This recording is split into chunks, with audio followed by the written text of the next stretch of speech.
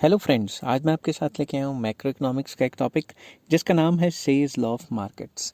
तो ये जो सेज लॉ ऑफ मार्केट्स है ये लॉन्ग क्वेश्चन आता है ज़्यादातर ग्रेजुएशन में भी और कई बार पोस्ट ग्रेजुएशन में भी। तो ये बहुत इंपॉर्टेंट चैप्टर है और जिस तरीके से आपने ये लॉन्ग क्वेश्चन अटैम्प्ट करना है हूबहू वैसे ही मैंने सारा का सारा क्वेश्चन अटैम्प्ट किया हुआ है। तो आपको पॉज कर करके साथ साथ में कॉपी में लिखना ज़रूरी है, ठीक है। तो चलिए शुरू करते हैं। Say's law of markets was propounded by the French economist J B Say. तो जो सेज लॉ ऑफ मार्केट है ये जेबी से ने दिया था। थोड़ी वीडियो लंबी होगी, इतनी भी ज़्यादा लंबी नहीं होगी, मगर आपका एक लॉन्ग क्वेश्चन कवर हो जाएगा। The law states that supply creates its own demand. ये पूरा का पूरा लॉ एक ही बात कहता है कि सप्लाई कर दो, डिमांड अपने आप ही आ जाएगी। क्योंकि सप्लाई करने के लिए आपको फैक्टर्स ऑफ प्रोडक्शन चाहिए। जब फैक्टर्स ऑफ प्रोडक्शन से काम कराओगे, उनको तनख्वाहें दोगे, वो तनख्वाहें वो मार्केट में जाके कुछ ना कुछ डिमांड कर लेंगे। तो ये कहता था कि जब भी आप सप्लाई करते हो तो डिमांड अपने आप ही क्रिएट हो जाती है। Hence aggregate demand in the economy is equal to aggregate supply. तो ये कहता था जो भी एग्रीगेट डिमांड होती है और एग्रीगेट सप्लाई होती है वो इकोनॉमी में बराबर होती है। तो क्लासिकल थ्योरी भी इसी पे बेस्ड है। There is no overproduction or deficient demand, implying that economy is always in the state of full employment equilibrium। ये कहते थे कि जब भी आप मतलब सामान बनाते हो तो सप्लाई करते हो तो डिमांड भी उतनी हो जाती है, ठीक है। ओवर प्रोडक्शन का कोई चांस ही नहीं है या डेफिशिएंट डिमांड का कोई चांस ही नहीं है, क्योंकि जब भी आप सामान बनाते हो उसके बदले आप फैक्टर्स ऑफ प्रोडक्शन खरीदते हो, उनको तनख्वाहें मिलती है, मार्केट में जाके वो खरीद लेते हो। इसके पीछे इन्होंने पूरा लॉजिक दिया हुआ है और मैंने लास्ट में क्रिटिसिज्म भी कराई है, तो आपको थोड़ा तसल्ली रख के देखनी पड़ेगी ये video. The law asserts that every producer supplies his goods in the market in order to get other goods in exchange for them. ये लॉ कहता है कि हर एक प्रोड्यूसर जब भी कोई गुड्स एंड सर्विसेज मार्केट में बना के सप्लाई करता है तो उसके बदले वो और गुड्स एंड सर्विसेज खरीदता है। तो मतलब जब सप्लाई करता है तो साइमल्टेनियसली भी डिमांड करता है। Whenever a producer produces goods he pays remuneration. जब भी वो गुड्स प्रोड्यूस करेगा तो रिमुनरेशन देगा। रिमुनरेशन मतलब तनख्वाहें देगा। किसको? फैक्टर्स ऑफ प्रोडक्शन को, in the form of wages या रेंट या इंटरेस्ट या प्रॉफिट। तो फैक्टर्स ऑफ प्रोडक्शन होते हैं ना, लैंड, लेबर, कैपिटल, एंटरप्रेन्योर, उनकी तनख्वाहें देगा जिसको रिमुनरेशन कहा हुआ है। These payments constitute income of the factors of production. तो जब भी वो उनसे काम कराएगा उनको तनख्वाहें देगा उनकी, ठीक है। Thus in the very act of supply of a commodity the income of the factors of production is also generated. जैसा कि मैंने पहले कहा था कि जब भी वो सप्लाई करेगा गुड्स एंड सर्विसेज उसके बदले वो फैक्टर्स खरीदेगा और उनकी तनख्वाहें जनरेट हो जाएंगी। This income is use to demand the goods produced. इसी इनकम से लोग मार्केट में जाएंगे जो फैक्टर्स ऑफ प्रोडक्शन और अपनी ज़रूरत के मुताबिक सामान खरीदेंगे अकॉर्डिंग टू दिस लॉ, ठीक है। मैं अपने मनगढ़ंत कहानियाँ नहीं सुना रहा, जो जेबी से ने कहा है वो बता रहा हूँ। We conclude that in long run there is a tendency towards equality of aggregate supply and aggregate demand and therefore general over production और over supply is not possible. तो ये पूरी थ्योरी कह रही है कि लॉन्ग रन में aggregate demand और एग्रीगेट सप्लाई बराबर आने वाला है और कभी भी ओवर प्रोडक्शन नहीं हो सकती। अब ये आपको पता है हर एक थ्योरी कुछ ना कुछ अजम्पशंस पे बेस्ड होती है। तो सबसे पहले जो आपने इंट्रोडक्शन लिखा है वो साफ़ सुथरी राइटिंग में लिखना है ताकि टीचर पे इंप्रेशन डल जाए। उसके बाद आपने नंबर 2 पे लिखना है अजम्पशंस। तो अजम्पशंस क्या है? परफेक्टली कॉम्पिटिटिव इकोनॉमी, मतलब इकोनॉमी में परफेक्ट कॉम्पिटिशन है। फ्लेक्सिबल प्राइजेस, प्राइजेस किसके? फैक्टर्स ऑफ प्रोडक्शन के, मतलब गुड्स के prices, wage rate and rate of interest जो है वो परफेक्टली फ्लेक्सिबल होने चाहिए। सिचुएशन के चेंज होने से चेंज हो जाएंगे। कैसे होंगे वो मैं आपको आगे बताऊंगा। Money acts as a medium of exchange. Money का एक ही काम है, सिर्फ medium of exchange. No hoarding, hoarding नहीं होगी। होर्डिंग क्या होता है? जमाखोरी। तो पीपल क्या करेंगे? People spend all the income और इधर ऑन आना था, ऑन, ठीक है। मैं यहाँ ऑन लिख देता हूँ, कभी कभी स्पीड में रह जाता है। ऑन ईदर कंज्यूमर गुड्स और capital goods, that is therefore savings is equal to investment. वो कहता था कोई होर्डिंग नहीं होगी। अगर कोई होर्डिंग कर भी लेता है तो साइमल्टेनियसली उतनी इन्वेस्टमेंट हो जाएगी। तो लोग अपना सारा का सारा पैसा खर्च कर देंगे, या तो कंज्यूमर गुड खरीद लेंगे या फिर कैपिटल गुड्स खरीद लेंगे। एजम्पशन है। बाद में हम ये भी कह सकते हैं कि एजम्पशन गलत है, वो क्रिटिसिज्म है। स्टेट इज न्यूट्रल, मतलब लेजेस फेयर होगा। मतलब state does not intervene in the economic activities. Government economic activities में इंटरफेयर नहीं करेगी। Unlimited opportunities of labour and capital. जो लेबर एंड कैपिटल है उनके लिए अनलिमिटेड अपॉर्चुनिटीज़ है। दैट इज, इसका मतलब क्या हुआ? Supply of labour and capital in an economy are perfectly elastic. उनकी जो सप्लाई है वो रिजिड नहीं रहेगी, परफेक्टली फ्लेक्सिबल रहेगी। Next assumption, large extent of market. इसका मतलब क्या है? That is, as the volume of goods goes on increasing, the size of market will go on extending. जैसे जैसे वॉल्यूम ऑफ गुड्स बढ़ेगा उनकी डिमांड भी बढ़ती रहेगी, ठीक है। और नेक्स्ट आ जाता है लॉन्ग पीरियड। आपको पता है ना सारी क्लासिकल थ्योरियाँ लॉन्ग पीरियड पे ही जो है बेस्ड होती हैं। Production according to consumers preferences. Producer इतना समझदार है कि वो वही गुड्स बनाएगा जो वो कंज्यूमर प्रेफर करता है। That is goods are produced according to the likings of the consumers, therefore amount of goods produced is fully purchase. जब अब आप खुद सोचो, जो प्रोड्यूसर है वो कंज्यूमर की प्रेफरेंस के हिसाब से सामान बनाएगा तो उसका सारा सामान तो बिकना ही है ना, मार्केट में कुछ रह ही नहीं जाएगा। अगर वो उसकी प्रेफरेंस के हिसाब से नहीं बना रहा, लोगों को पसंद ही नहीं आएगा, लोग खरीदेंगे नहीं। तो इस केस में सेज लॉ में ऐसा नहीं है। अब आ जाता है application of Say's law. Third number पर आपने लिखना है, ठीक है। इसमें मैंने बताया हुआ है एप्लीकेशन इन बार्टर सिस्टम। तो बार्टर सिस्टम में आपने क्या लिखना है? बार्टर सिस्टम क्या होता था? Where goods are exchange for goods. Whenever a producer brings goods to the market for the sale or create supply, he does so in order to get the other goods in exchange। ये कहता है कि barter system में says law apply होता है। कैसे? Barter system में जब भी कोई जब प्रोड्यूसर मार्केट में अपने गुड्स लेके आता है, वो इसलिए लेके आता है ताकि वो उन्हीं गुड्स के बदले दूसरे गुड्स को हासिल कर सके। Consequently every production activity expresses demand. जब भी हम प्रोडक्शन करते हैं तो उससे क्या होता है? हर एक प्रोडक्शन एक्टिविटी जो होती है वो एक्सप्रेस करती है कि demand for some other goods, ठीक है। अब आप खुद सोचो, अगर हम कोई भी गुड बना रहे हैं तो हम गुड क्यों बना रहे हैं? ताकि हम उसके बदले कोई और गुड ले सकें। तो हम प्रोडक्शन कर रहे हैं और साइमल्टेनियसली डिमांड भी कर रहे हैं। The reason being that a person would produce goods either for his own consumption और for getting other goods in exchange. इसका रीज़न ये है कि जो भी प्रोड्यूसर है वो गुड्स इसलिए बनाता है बार्टर सिस्टम में, या तो वो खुद कंज्यूम करेगा या वो दूसरे गुड्स को एक्सचेंज करने के लिए करेगा, ठीक है। Thus in barter system supply of a commodity always symbolises demand for other commodity. तो बार्टर सिस्टम में क्या होता है? हम कोई भी गुड जब सप्लाई करते हैं मार्केट में, क्यों करते हैं? ताकि हम उसके बदले कोई चीज़ खरीद सकें, ठीक है। तो सप्लाई और डिमांड तो बराबर ही होगी ना। Hence every seller is necessarily a buyer also. तो जो भी सेलर होगा वो बायर भी होगा। तो अब आप खुद सोचो, जो सेलर होगा वो बायर भी होगा, ठीक है ना, क्योंकि वो गुड्स एंड सर्विसेज अगर सेल कर रहा है तो उसके बदले उसे मिल भी तो रही है ना बार्टर सिस्टम में, ठीक है। तो ये तो था बार्टर सिस्टम का पार्ट। नेक्स्ट आ जाता है application of monetary economy. Monetary economy में क्या होता है? आपको पता है ना, मॉनेटरी इकॉनमी वो इकॉनमी है जहाँ पैसा चलता है, ठीक है। According to JB Say money acts as a medium of exchange. वो कहते थे मनी का एक ही काम है, medium of exchange. When a producer sells his product, जब भी कोई प्रोड्यूसर अपना सामान बेचता है, he gets his income in terms of money. तो जो भी वो पैसे कमाता है उसे क्या कहेंगे? उसकी income. He will spend his money to buy other goods and services. वो उन्हीं पैसे से कोई और गुड्स एंड सर्विसेज खरीद लेगा। The value of demand so created will be equal to the value of goods supplied.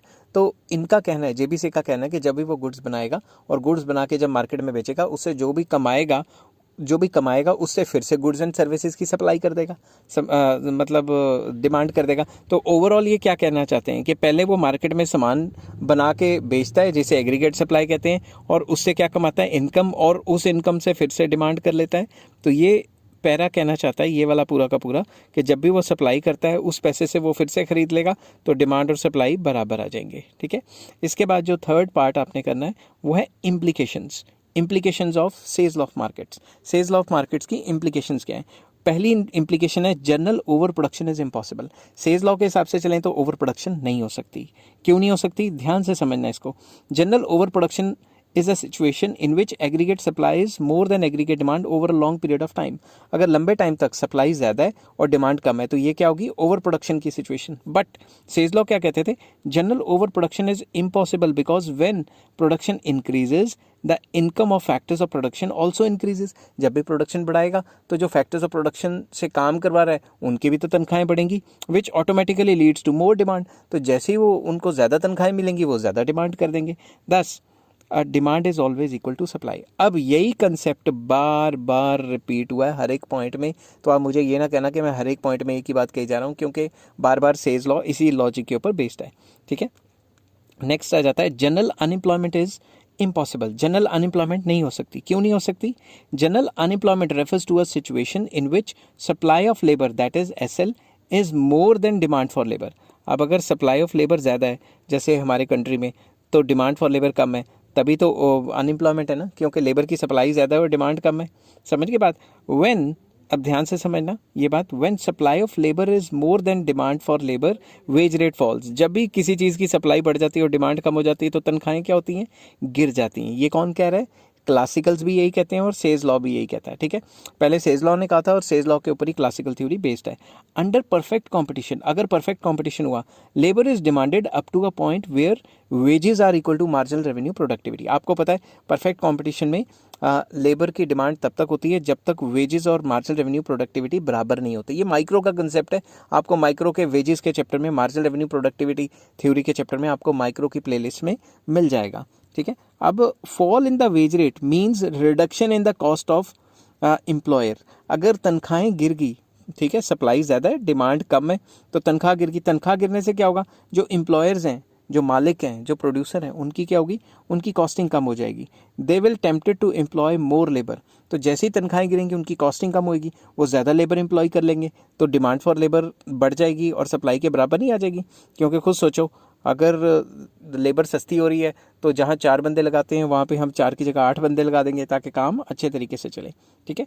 As a result demand for labour will increase.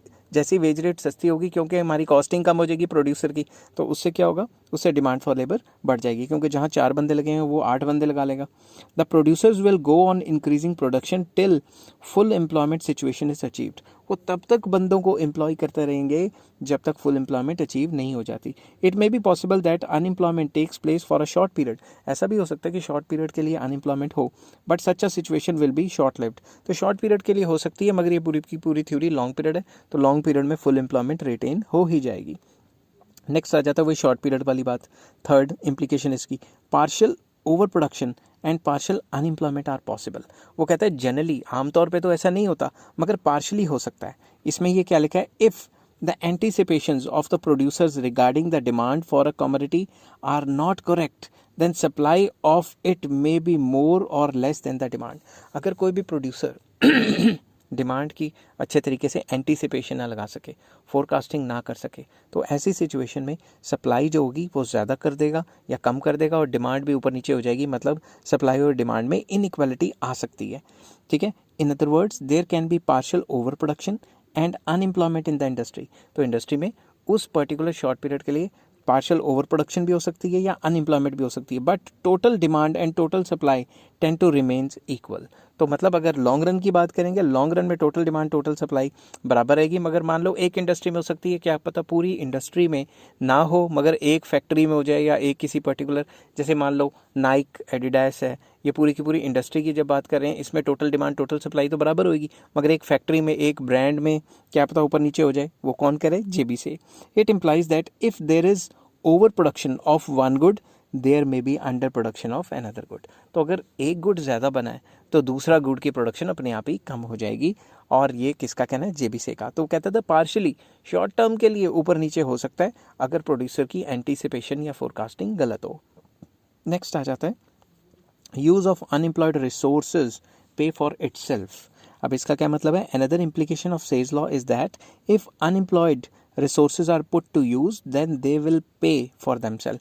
अगर जो अनएम्प्लॉयड रिसोर्सेज है, अनएम्प्लॉयड रिसोर्सेज में ह्यूमन रिसोर्सेज भी आ गए, land भी आ गया, नेचुरल रिसोर्सेज भी आ गए, अगर अनएम्प्लॉयड रिसोर्सेज को अच्छे तरीके से इस्तेमाल किया जाए तो वो अपना खर्चा खुर्चा खुद ही निकाल लेंगे, मतलब वो भी कुछ कमा के जीडीपी में ऐड करेंगे। Because when they are put to work they help in increasing the production.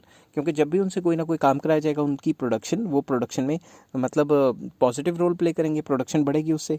These will therefore be no loss, these नहीं आना था, देयर विल भी आना था, ठीक है, मैं यहाँ करेक्ट कर लेता हूँ, there will therefore be no loss, क्योंकि कभी कभी स्पीड में लिखते लिखते कुछ हो जाता है, तो there will therefore be no loss in employing the unemployed resources, rather they will help in adding to profit. तो सिंपल वर्ड्स में जो वेले लोग बैठे हैं, जो वेले रिसोर्सेज हैं, उनको भी इस्तेमाल किया जाए, क्योंकि अगर इस्तेमाल करेंगे तो वो कुछ ना कुछ गुड या सर्विस तो बनाएंगे ही ना, ठीक है। नेक्स्ट आ जाता है ऑटोमेटिक एडजस्टमेंट। पूरी की पूरी क्लासिकल थ्योरी और सेज लॉ इसी पे बेस्ड है, तो इसको ध्यान से समझना।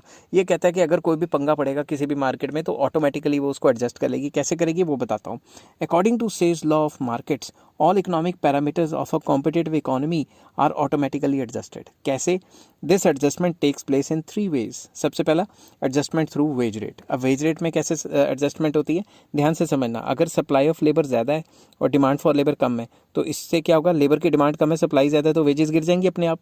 परफेक्ट कॉम्पिटिशन है, क्योंकि किसी भी चीज़ की सप्लाई बढ़ती है, डिमांड कम होती है, तो वेजेस गिर जाती हैं। उल्टा, सप्लाई कम है, डिमांड फॉर लेबर ज़्यादा है, ये भी तो डिसइक्विलिब्रियम हुआ, तो वेजेस बढ़ जाएंगी।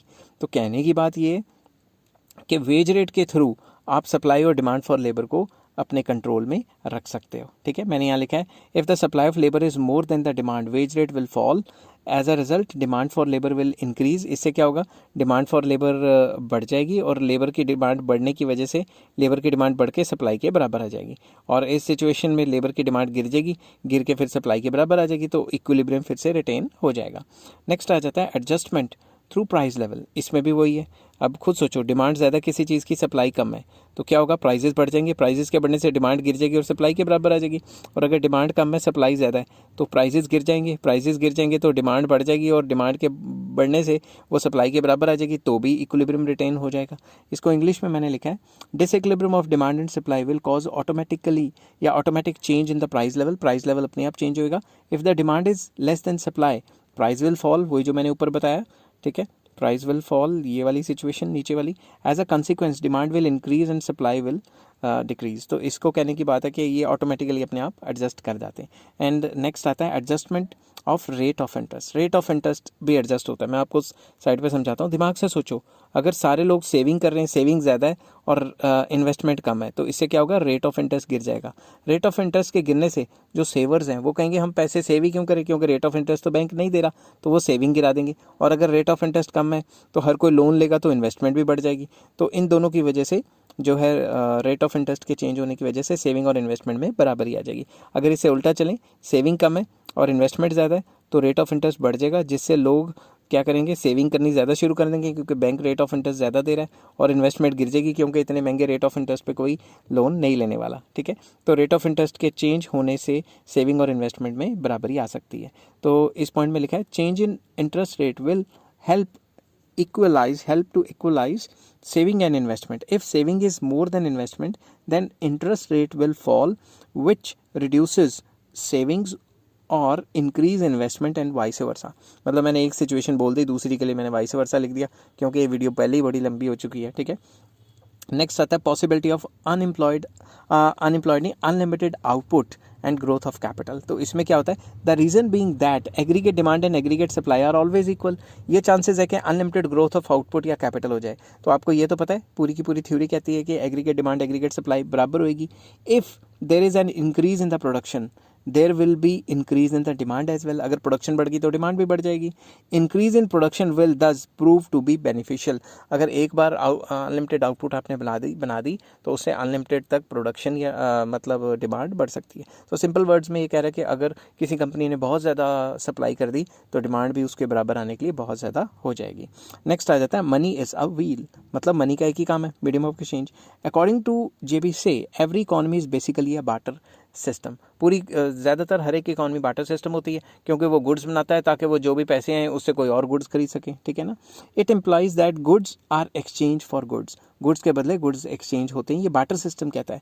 Money is merely a medium of exchange. Money का तो एक काम है जिससे आप गुड्स को एक्सचेंज कर सकते हो। It has no independent identity. Money की अपने आप में कोई इंडिपेंडेंट आइडेंटिटी नहीं है। मनी का एक ही काम है और वो है गुड्स एंड सर्विसेज को परचेज करना। इसके ऊपर काफ़ी क्रिटिसाइज किया गया, इसको वो क्रिटिसिज्म में बताऊंगा। Money is just a vehicle that facilitates exchange of goods and having done so it proceeds to exchange other goods. मतलब मनी का एक ही काम है, ये एक व्हीकल की तरह है। व्हीकल मतलब एक गाड़ी की तरह है जिसको हम इस्तेमाल करते हैं एक जगह से दूसरी जगह जाने के लिए। वैसे ही मनी को हम इस्तेमाल करते हैं एक गुड से दूसरा गुड परचेज करने के लिए। दस इंक्रीज और decrease in the quantity of money will have no effect on production and employment. ये बात बहुत इंपॉर्टेंट है। ये कहता है कि मनी की क्वांटिटी को इंक्रीज डिक्रीज कर लो, उससे प्रोडक्शन एंड एम्प्लॉयमेंट पे कोई फ़र्क नहीं पड़ना। इसका मतलब है कि जितनी भी क्लासिकल थ्योरी हैं वो ये कहता है कि मनी इज़ न्यूट्रल। मनी क्या है, neutral in its effects. Money neutral है। मनी के चेंज होने से प्रोडक्शन और एम्प्लॉयमेंट पे कोई असर नहीं पड़ता। मगर केन्स जैसे उल्टे कहते थे, वो कहते थे क्यों नहीं पड़ता है भाई। उन्होंने अपनी थ्योरी में एक्सप्लेन किया, जो कि मैं आगे जब भी आपको कराऊंगा तो आपको डिस्कस करूंगा। नेक्स्ट आ जाता है equality between saving and investment. ये पूरी थ्योरी सेविंग और इन्वेस्टमेंट को बराबर मान के चलती है। अब आप खुद सोचो ये कहती है ना डिमांड और सप्लाई बराबर होनी चाहिए, ठीक है। डिमांड का छोटा फॉर्मूला सी प्लस आई, इसका छोटा फॉर्मूला सी प्लस एस, सी कट गए, तो ये यही कहती है ना सेविंग इन्वेस्टमेंट बराबर होनी चाहिए। तो according to Say's law saving and investment are always equal, whatever is saved is actually invested. ये कहते थे जो भी कोई बंदा सेव करता है उतना ही पैसा कोई और इन्वेस्ट कर देता है। If at all there is temporary inequality between saving and investment, अगर इनमें इनइक्वालिटी आती भी है then rate of interest will change in such a way कि इनमें दोबारा से बराबरी आ जाए। तो रेट ऑफ इंटरेस्ट के चेंज होने से सेविंग और इन्वेस्टमेंट में बराबरी आ सकती है। क्या आती है, ये थ्योरी कह रही थी, ठीक है। नेक्स्ट पॉइंट आ जाता है लेज़र फेयर पॉलिसी। ये पूरी की पूरी थ्योरी मान के चलती है कि गवर्नमेंट को इंटरवीन करना ही नहीं चाहिए, क्योंकि डिमांड सप्लाई खुद ही एक दूसरे को बराबर कर लेती हैं, और सारी की सारी सिचुएशन जब ऑटोमेटिकली एडजस्ट होती हैं तो हमें क्या लोड पड़ी है, सरकार इंटरफेयर करेगी, उससे तो उल्टा डिसइक्विलिब्रियम हो जाएगा, ठीक है। The law states why government should adopt laissez-faire policy, which means that it should not intervene या interfere with the economic activities. तो सरकार को इकोनॉमिक एक्टिविटीज़ के बीच में इंटरफेयर नहीं करना चाहिए। Economic system has built in flexibility, very important. ये कहते थे इकोनॉमिक सिस्टम में बिल्ट इन फ्लेक्सिबिलिटी है। Rate of interest, wage rate and prices automatically change in accordance with the circumstances. ये सारी की सारी चीज़ें जो कि है rate of interest, wage rate and prices, जब अपने आप ही चेंज हो जाती हैं और इकोनॉमी को इक्विलिब्रियम में ले आती हैं तो सरकार को क्या लोर पड़ी है टांग फंसाने की इकोनॉमी के अंदर, ठीक है। As a result of changes in them all the factors of production in the country are fully utilise. अब इनकी वजह से जितने भी फैक्टर्स ऑफ प्रोडक्शन है उनकी फुल यूटिलाइजेशन हो जाती है। अब क्या होगा, government interference with the economy, government interference in the economy आना चाहिए था यहाँ पे, in the economy leads to disequilibrium in the economy, ठीक है। अगर गवर्नमेंट टांग फंसाती है, खुद सोचो, अगर गवर्नमेंट टांग फंसाती है, सब कुछ ऑटोमेटिकली एडजस्ट हो रहा है, तो गवर्नमेंट की इंटरफेरेंस की वजह से हमारी जो इकोनॉमी इक्विलिब्रियम की बजाय डिसइक्विलिब्रियम हो सकती है। ये जेबी से कहता है, मैं नहीं कहता, ठीक है। और मुझे गालियाँ मत निकालना कि मैं ये कहता हूँ ऐसा कहता हूँ, मुझे फिर वो गालियों वाले कमेंट रिमूव करने पड़ते हैं। ये मैं जेबी से की बात बता रहा हूँ, अभी इसकी क्रिटिसिज्म भी आनी है, ठीक है। नेक्स्ट आ जाती है इसकी क्रिटिसिज्म। अब यहाँ से मैं आपको बता दूँ मोस्ट इंपॉर्टेंट चीज़, 99% क्रिटिसिज्म जेएम कीन्स ने की है, और केन्स का अपना एक थ्योरी है, ठीक है, अपनी एक थ्योरी है, वो भी मैं आने वाले टाइम पे एक्सप्लेन करूंगा। तो चलिए शुरू करते हैं। पहला point, general over production is possible. जो सेज लॉ है वो कहता था जनरल ओवर प्रोडक्शन हो ही नहीं सकती, क्योंकि जितनी सप्लाई होगी उतनी डिमांड हो जाएगी, मगर केन्स ने इसके पीछे कुछ लॉजिक्स दिए हैं। According to Keynes aggregate demand is determined by C and I. जो एग्रीगेट डिमांड का फॉर्मूला होता है वो क्या होता है, C plus I, consumption plus investment plus government expenditure plus कई चीज़ें होती हैं, मगर यहाँ पे हम यही मान के चल रहे हैं कि लेट अभी इतना है, that part of income which is not consumed is saved. आप अपनी तनख्वाह का वो हिस्सा जो आप कंज्यूम नहीं करते वो सेविंग होती है। If this saving is equal to this saving is fully invested then demand and supply are equal. कहता है जो भी आप अपनी तनख्वाह का सेव कर रहे हो, अगर उतना ही कोई ना कोई इन्वेस्ट कर दे तब तो डिमांड सप्लाई बराबर है। However it is not likely because those who save and those who invest are different persons. अब मैं सेव कर रहा हूँ, मेरी जगह कोई और इन्वेस्ट करे, हम दोनों एक दूसरे को जानते थोड़ी ना कि भाई मैं इतने हज़ार सेव कर रहा हूँ तो इतने हज़ार इन्वेस्ट कर दे, ऐसा थोड़ी ना होता है। It may not be possible that the investment decisions of those who invest and the saving decisions of those who save should be identical. ज़रूरी थोड़ा ना मैंने 2000 की सेविंग की तो किसी और ने 2000 की इन्वेस्टमेंट कर दी। If planned saving is greater than planned investment, अगर प्लान्ड सेविंग ज़्यादा हो गई और इन्वेस्टमेंट कम हुई तो ओवर प्रोडक्शन तो होनी है ना। ओवर प्रोडक्शन क्यों होगी, जितनी मुझे तनख्वाह मिली मैंने सारी की सारी नहीं खर्ची, तो मार्केट में जब मैंने पैसे जाके खर्चा ही नहीं तो मार्केट में कुछ ऐसी चीज़ें रह जाएंगी जो बिकेंगी नहीं, समझ गए ना बात। इस वजह से ओवर प्रोडक्शन हो जाती है। नेक्स्ट है general unemployment is possible. Unemployment भी पॉसिबल है। वो सेज लॉ कहता था अनएम्प्लॉयमेंट पॉसिबल ही नहीं है, जनरली शॉर्ट पीरियड के नहीं, लॉन्ग पीरियड के लिए पॉसिबल नहीं है। According to Keynes general unemployment is possible. ये कहता था जनरल अनएम्प्लॉयमेंट पॉसिबल है। क्यों? Keynes criticises the classical and Say's view that if there is general unemployment in the economy, wage rate falls, which increases demand for labor and the level of full employment. Classical theory या फिर says law क्या कहता था कि supply ज़्यादा है और demand for labour कम है, इसकी वजह से तनख्वाहें बढ़ जाएंगी। यही कहते थे तनख्वाहें गिर जाएंगी क्योंकि सप्लाई ज़्यादा है। तनख्वाहें गिरने से लेबर की डिमांड बढ़ जाएगी और लेबर की डिमांड बढ़ के वो फुल एम्प्लॉयमेंट तक आ जाएगा। यही लॉजिक देते थे ना। बट केन्स कहता है ऐसा नहीं होता भाई, ये गलत बात है। According to Keynes wage cut is a double edged sword. वो कहता है एक ऐसी तलवार है जिसके नेगेटिव इफेक्ट हैं। कैसे? Double. On the one hand it reduces the cost और price of the commodity produced, and on the other hand it reduces the income of the laborers as well which reduces the effective demand. एक तरफ तो तनख्वाहें कम हो जाएंगी, तनख्वाहें कम होने से क्या होगा, तनख्वाहें कम हो जाएंगी तो कॉस्टिंग कम होएगी, कॉस्टिंग कम होएगी तो प्राइसिंग कम होएगी। एक तरफ तो उनको प्राइसिंग कम मिलेगी प्रोड्यूसर्स को, दूसरी तरफ जो लेबरर्स हैं वो खरीदेंगे नहीं मार्केट में जाके सामान, तो मार्केट में तो डिमांड की कमी हो जाएगी ना। तो ये तो उल्टा लेने के देने पड़ गए, मार्केट में कोई सामान ही नहीं खरीदेगा। जैसे 1929-30 में ग्रेट डिप्रेशन आया था, प्राइस गिर गया था मगर फिर भी किसी ने डिमांड नहीं की, तो ज़रूरी नहीं है कि प्राइस के गिरने से डिमांड बढ़ जाएगी। समझ गए बात। Fall in effective demand will cause fall in production and employment. अगर लोगों ने खरीदना ही बंद कर दिया क्योंकि लोगों के पास जॉब्स ही नहीं रही, तो फिर एम्प्लॉयमेंट और प्रोडक्शन तो गिरेगी। Thus instead of removing unemployment, wage cut में actually aggravate the unemployment situation. तो बजाय इसके कि वो अनएम्प्लॉयमेंट कम हो, ये तो अनएम्प्लॉयमेंट और जीडीपी तो बहुत तेज़ी से गिर जाएगी और अनएम्प्लॉयमेंट भी बहुत तेज़ी से बढ़ जाएगी। नेक्स्ट पॉइंट आ जाता है लैक ऑफ ऑटोमेटिक एडजस्टमेंट। पूरी की पूरी सेज लॉ और क्लासिकल थ्योरी ये मान के चलती है कि अनएम्प्लॉयमेंट ऑटोमेटिक एडजस्टमेंट होती है, मगर असल ज़िंदगी में ऑटोमेटिक एडजस्टमेंट नहीं होती। ठीक है, ये किसका कहना है, जेएम केन्स का। Keynes disagree with the Say's law that economic parameters are automatically adjusted in the economy. वो कहता कोई ऑटोमेटिक एडजस्टमेंट नहीं होती जो ये शोर मचा रहे हैं। ठीक है, there is automatic adjustment only when demand and supply adjust themselves और what is saved is fully invested. वो कहता है वो तो तभी होगी जब जितना बंदा सेव कर रहा है उतना ही कोई और इन्वेस्ट कर रहा है। It is not necessary that change in price level will invariably lead to change in demand and supply. वो कहता है ऐसा भी ज़रूरी नहीं है कि जब भी प्राइस में चेंज आएगा तो डिमांड और सप्लाई में भी चेंज आएगा। कभी कभी क्या होता है, प्राइस गिर जाती है, डिमांड फिर भी नहीं बढ़ती।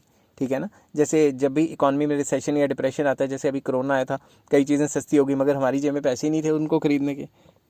Similarly it is not necessary that whatever is saved out of current income must be invariably be invested because investment opportunities are always limited। तो ऐसा ज़रूरी थोड़ा ना कि मैंने सेव किया और वही पैसे कहीं इन्वेस्टमेंट कर दिए, ज़रूर तो नहीं मेरा इन्वेस्टमेंट का मन है, मैं ये भी तो सोच सकता हूँ फ्यूचर के लिए सेव कर लूँ। ठीक है ना, तो ओवरऑल ये कहता है ऑटोमेटिकली जो ऑटोमेटिक एडजस्टमेंट होती है वो नहीं होती। ये सेज लॉ वगैरह जो है लॉजिक दे रहे हैं वो गलत है।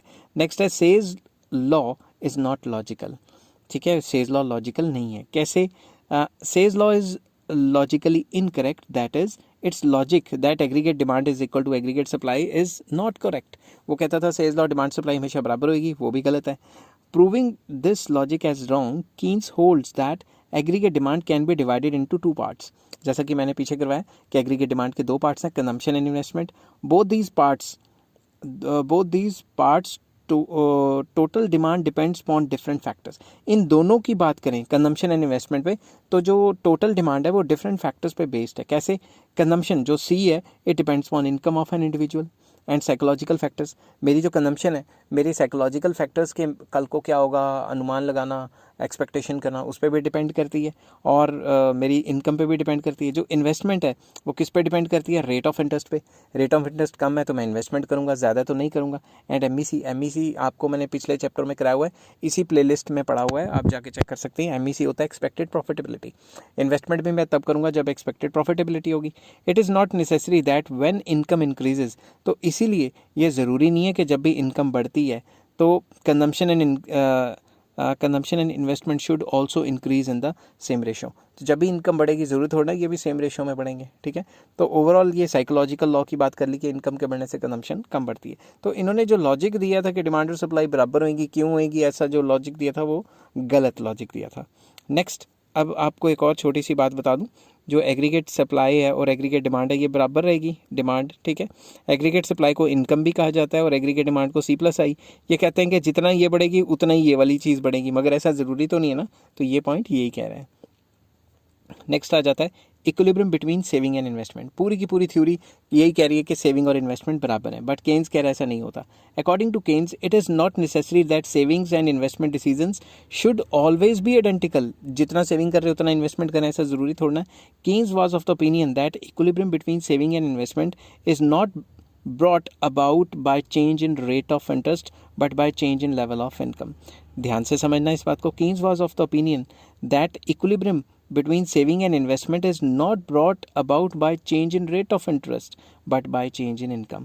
Keynes कहते थे कि ये सिर्फ रेट ऑफ इंटरेस्ट के चेंज होने से नहीं ये बराबरी आ रही, ये इनकम की वजह से भी आ रही है। कैसे? जब इनकम बढ़ेगी तो सेविंग्स तो और ज़्यादा तेज़ी से बढ़ेंगी ना, आपको पता है इनकम के बढ़ने से APS बढ़ता है।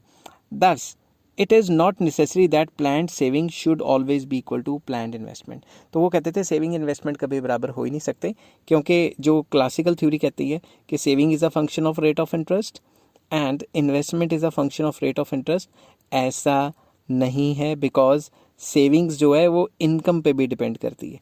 ठीक है, तो ज़रूरी थोड़ा है कि भाई जो है सेविंग्स और इन्वेस्टमेंट बराबर होंगी, क्योंकि दोनों के दोनों रेट ऑफ इंटरेस्ट पे नहीं, जो इन्वेस्टमेंट है वो एमईसी पे भी डिपेंड करती है। तो वो कहते हैं ज़रूरी नहीं रेट ऑफ इंटरेस्ट, और भी कई फैक्टर हैं जो इनकी इक्वालिटी को असर डाल सकते हैं। नेक्स्ट आ जाता है money is not merely a medium of exchange. उन्होंने कहा था मनी का एक ही काम है, मीडियम ऑफ एक्सचेंज, बाकी सारे factor store of value, transfer of value, ये वैल्यू वो वैल्यू जितने भी थे वो भूल गए। Say's law is based on the assumption that money serves merely as a medium of exchange. Money का एक ही काम है, medium of exchange. It has no effect on activities, economic activities. Money का इकोनॉमिक एक्टिविटीज़ पे कोई असर नहीं है। इसको हम दूसरे वर्ड्स में कह सकते हैं कि मनी एक न्यूट्रल है, मनी के इफेक्ट्स न्यूट्रल हैं। It is just a wheel that helps in the exchange of goods. ये सिर्फ एक ज़रिया है, एक तरीका है जिससे हम गुड्स एंड सर्विसेज जो है बना सकते हैं, मतलब एक्सचेंज कर सकते हैं। According to Keynes money is not merely a medium of exchange but also a store of value. तो केन्स कहता था कि मनी का सिर्फ एक ही काम नहीं है कि मीडियम ऑफ एक्सचेंज करें, बल्कि इसके थ्रू हम स्टोर ऑफ वैल्यू भी कर सकते हैं। Everybody stores wealth in the form of money. हम सारे जो है पैसे को स्टोर करते हैं ना, हम सारे पैसे को स्टोर करते हैं वेल्थ की फॉर्म में। हम सोचते हैं कि हम फ्यूचर में इससे पैसा, मतलब हम कभी भी अनफोर्सीन सिचुएशन होगी तो उसको यूज़ करेंगे। तो मनी का एक स्टोर ऑफ वैल्यू भी काम है, बजाय इसके कि सिर्फ ट्रांसफ़र ऑफ वैल्यू देखें। इफ़ मनी इज़ होर्डेड, अगर पैसे को होल्ड किया जाता है और सेविंग की जाती है तो हमेशा क्या होगा, डिमांड जो है वो कम होगी, सप्लाई जो है वो ज़्यादा हो जाएगी, क्योंकि मार्केट में ज़्यादा सामान पड़ा है मगर हम उस हिसाब से खर्चा कर नहीं रहे, तो हमारी जेब में पैसे सेव हो जाएंगे। दस money is not a neutral parameter but an effective variable in the economy. हम ये नहीं कह सकते कि मनी अपने इफेक्ट्स में न्यूट्रल है या मनी की न्यूट्रलिटी है। मनी तो एक इफेक्टिव पैरामीटर है, समझ के बाद। Next, need for state intervention.